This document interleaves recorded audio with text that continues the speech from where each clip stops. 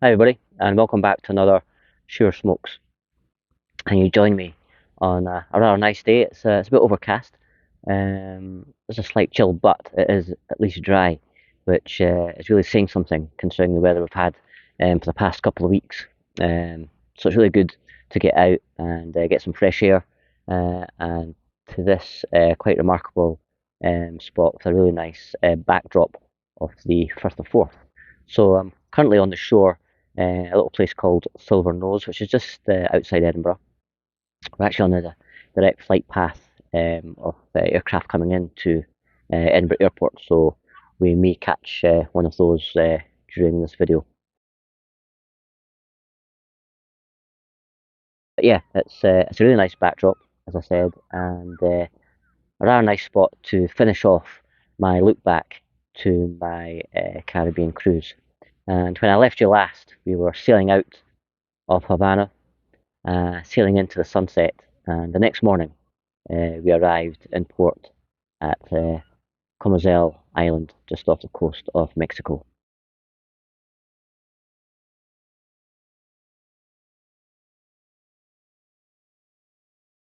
One of Mexico's largest inhabited islands, although in itself it's still only at its widest point, I believe 14 kilometres wide and northwest to southwest, and I'm sure it's about 29 kilometres. So, but a great history in the island.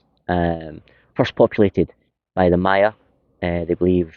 I'm just going to check my notes here, and the first millennium AD, they believe the Maya peoples populated the island, and they worshipped the fertility goddess of the moon.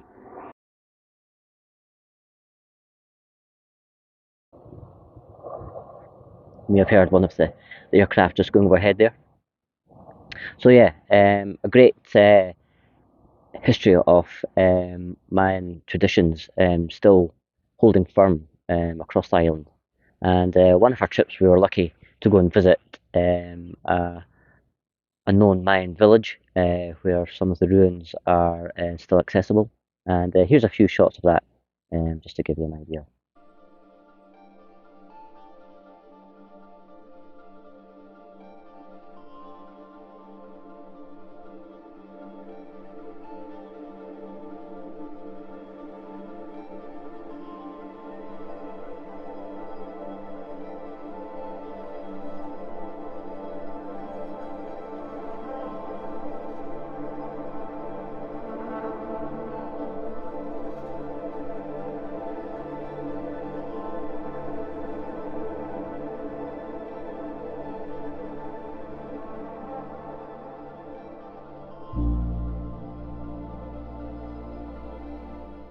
It's a really nice look into how life must have been uh, while living there amongst the Mayan people. And of course, the elders had a great knowledge of the weather, seasons, none of which was ever written down. Although I do believe they used hieroglyphics, but it's mainly passed down by word of mouth. And as the Mayan population were extensively wiped out due to disease and invading forces, a lot of that knowledge was lost. But with that knowledge came a lot of power, which of course still holds true to this day. And the elders were able to control the populace with this knowledge and were able to force them to offer tributes to the gods in return for sun when it was needed for the crops, or indeed rain. And of course, their knowledge of the seasons, they were able to use that to their advantage. And of course, they became the most powerful people on the island.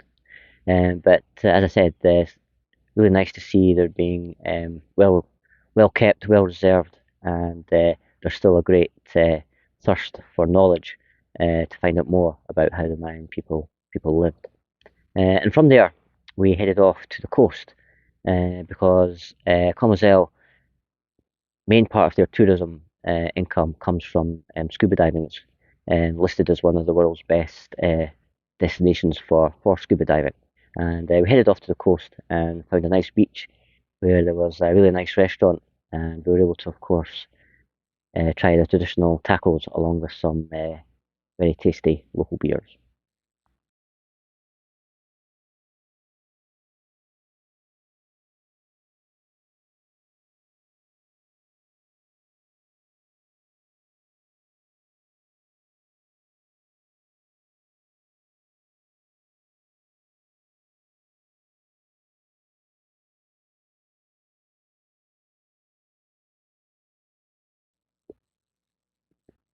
And so after an hour or so at the beach, it was time to head back into port. And having had this taste of Mayan culture and a bit of history about Comazel, we wanted to go on and explore some more traditional Mexican culture. And there was only one place to end up and enjoy a few refreshments.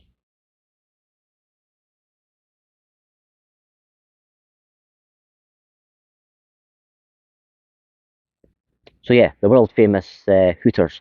What can I say? I've never been before. It does remind me of an episode of from one of my favourite comedies, The Office US, where Michael takes Jim to, I think it was, if I remember right, it was to cheer him up for his birthday.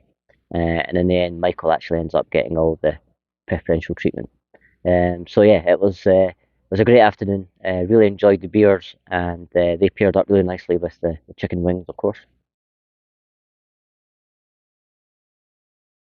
And from there, it was a quick walk, like 2 minute walk, to another location, which is quite well known in America, more so Florida, I believe. Senior Frogs, which is known as a kind of a fun bar, where we were drinking yards of cocktails, which went down rather too well.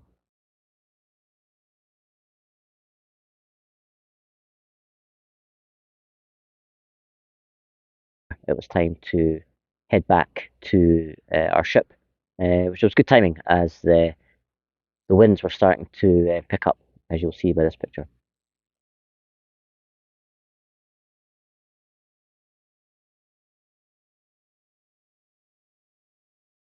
So a really good time was spent on the island, and as luck would have it, I found a really good tobacconist and was able to pick up a few Mexican cigars for my collection. Um, one of which or two of which we've had already, and I have to say, I really enjoyed. It was then we departed early that evening as we sailed back to Jamaica and in time to catch our flight home. So it was a great ending to what was just a fantastic trip. Not just the places, which of course are a huge important part, but also some of the people that we met on board. A couple of which we've kept in touch with, and in fact, I'm going down south next month and planning to meet up with a couple in London, where I have a few hours to spare before heading back up to Scotland. So very much looking forward to catching up with them. Which brings me nicely round to the ship itself, as we had a full day at sea before heading back, as I said, into Jamaica.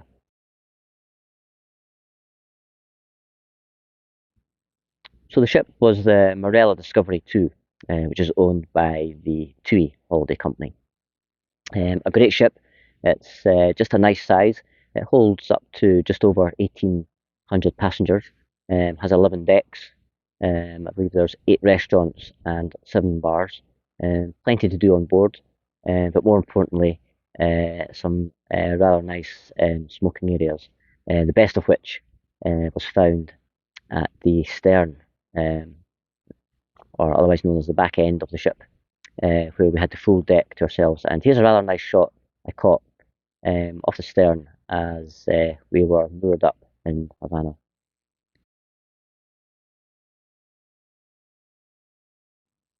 So that gives you a rather good idea of the size of smoking deck that we had.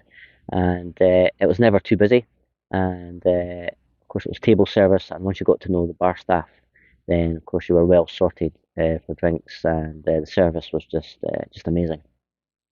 So many a happy night and the odd afternoon spent reminiscing on places that we've been and looking forward to places we're going to arrive at. So yeah, a great spot for not only a pipe but also a fair good amount of cigars. So yeah, just a great trip all in all, and a lot of great memories. And it's been a pleasure sharing them with you. And I thank you for taking the time and your patience, as I know it's taken a bit of a while to get these episodes out to you. But I hope they were worth the wait. But sitting here today, you wonder why you travel abroad when you've got this right on your doorstep. And this is practically on the doorstep. It's only about a 35-40 minute drive. And I know we're only just into March, but come the summertime, definitely going to be revisiting. And now that my look back to my trip has been completed, going forward, um, hopefully I'll be sharing with you some new locations as I travel about on my days off in search of a nice place for a pipe or indeed cigar.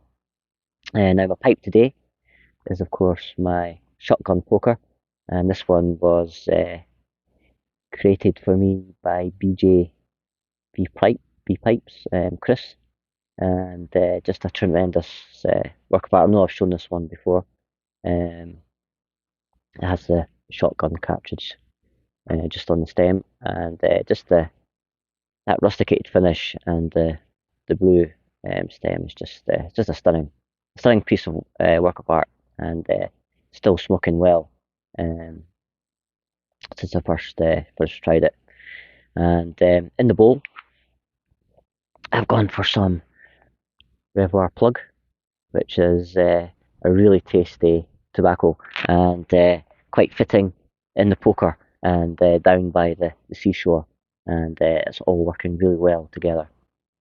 Yeah, so I'm just going to sit back now and enjoy what's left in the bowl, and while I sit here, I'll think of some new locations I can head out to on my next lot of days off, which, trust me, cannot come round quick enough as work is as hectic as ever. Still enjoyable, but yeah, it's pretty full on just now. But yeah, we're going to sit here a while and just enjoy this scenery around me. So I hope all is well with you guys. Again, thank you very much for tuning in, and thanks again for all your comments. I'm a bit later in responding to the last video, so I apologise for that. But back on track now, and looking forward, as I said, to sharing some great locations with you in the coming months. So stay tuned for that, and enjoy what's left of the week and upcoming weekend. And until next time, as always, my name's Shearer. Enjoy your smoke.